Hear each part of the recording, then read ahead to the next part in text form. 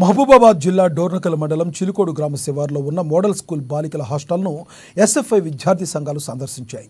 Hostel శిథిలావస్థకు చేరుకోవడంతో ఆవేదన వ్యక్తం చేస్తూ విద్యార్థులతో కలిసి హాస్టల్ ముందు ఎస్ఎఫ్ఐ విద్యార్థి నాయకుడు సూర్య, ప్రకాష్ ధర్నాకు దిగారు.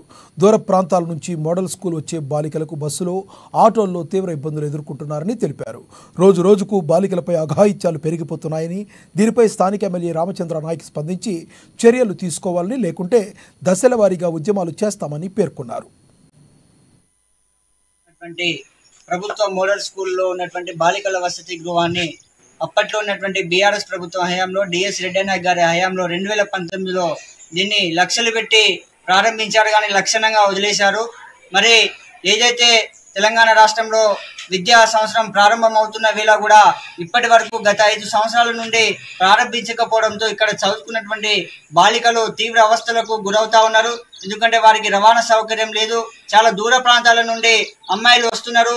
మీరు ఈరోజు చూస్తున్నారు, అమ్మాయిల మీద అఘాయిత్యాలు జరుగుతూ ఉంది. బస్సులో నడవలేని స్థితి, బస్సులో ఎక్కలేని స్థితి పరిస్థితి చూస్తూ ఉన్నాం. నిన్ననే కాదు మొన్న కాదు 6 సంవత్సరాల పిల్ల అమ్మాయి మీద అత్యాచారం జరిగింది. మరి వీళ్ళకి రక్షణ ఇవ్వరని చెప్పేసి ఈరోజు మేము అడుగుతా ఉన్నాం. కాబట్టి ఇక్కడ డోర్నాకల్ మండల కేంద్రంలో చిలుకోడు బాలికల పాఠశాలను, ఇక్కడ వసతి గృహాన్ని తక్షణమే తెరిపించాలా.